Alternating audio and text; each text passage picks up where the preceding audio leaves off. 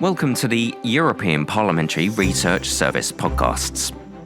Today we'll be talking discrimination and how it continues to affect racial and ethnic minorities in Europe and worldwide. We'll look at the extent of the problem, its social and economic consequences, and how the EU tries to address it. Want to know more? Stay with us.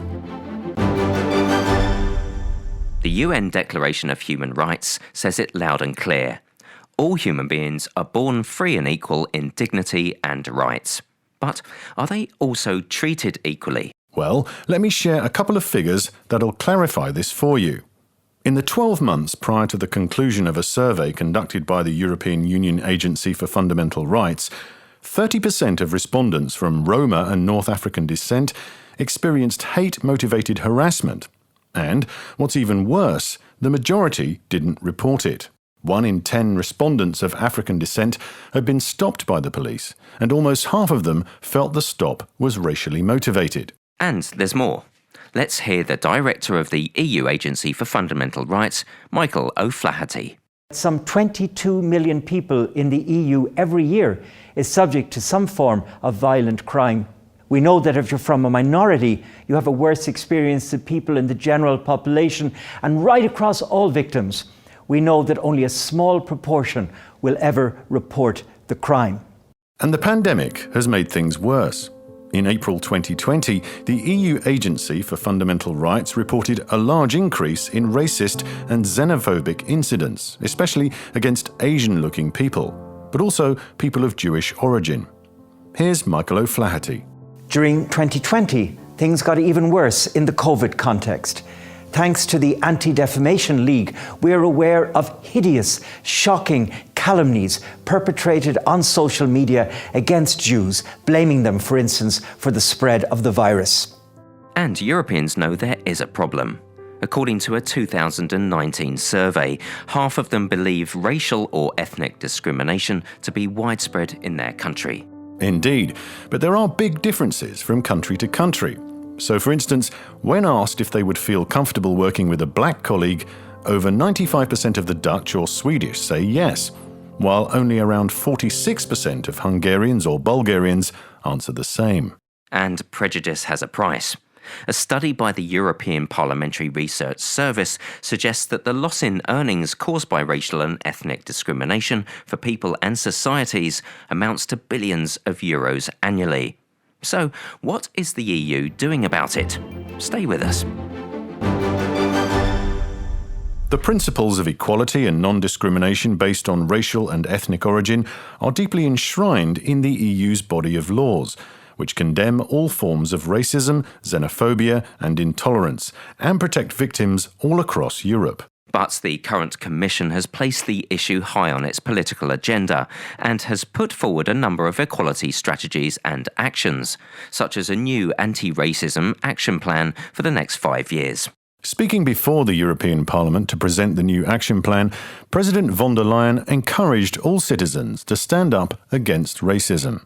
I'm glad to live in a society that condemns racism, but we should not stop there.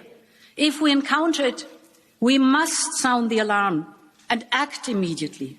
Let me be very clear. In our union, there is no place for racism or any kind of discrimination. This plan is only one in a number of many other initiatives to tackle this persisting problem. In June 2020, the Commission also adopted its first ever EU strategy on victims' rights, which aims at ensuring that all victims of all crime, no matter where in the EU or in what circumstances the crime took place, can fully rely on their rights. At the same time, the new action plan on integration and inclusion addresses the barriers that can hinder participation and inclusion of people with a migrant background, from newcomers to citizens, in European society. And on the 19th of March 2021, at the occasion of the International Day for the Elimination of Racial Discrimination, the EU held its first ever anti-racism summit, an occasion to renew its commitment to living up to its fundamental values. Here comes the European Commissioner for Equality, Helena Dalli. We need to collectively become anti-racist. We need a societal shift. we need to address microaggressions like we need to address structural racism and discrimination.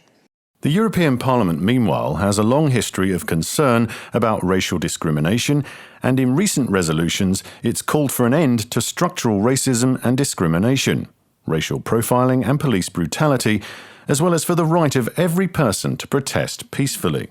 So, things are definitely improving, but the job is far from done.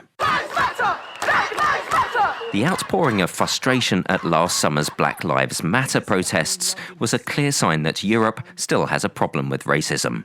At a debate organised by the European Parliament following the death of George Floyd, Samira Rafaela, the first Dutch MEP with Afro-Caribbean roots, demanded clear action from the EU. George Floyd, Breonna Taylor, Rayshard Brooks, Mitch Henriquez, Adama Traore. Many have fallen victim and many will follow if we do not act. I stand with everyone who is protesting against police violence, systematic injustices, discrimination and institutional racism. People demand action from our own institutions and our own member states. But action cannot only come from European institutions and member states. It must come from every European citizen, because we all have a duty to self-reflect, to analyse our own prejudices and help build a more tolerant society. This is a European Parliamentary Research Service podcast. Thanks for listening.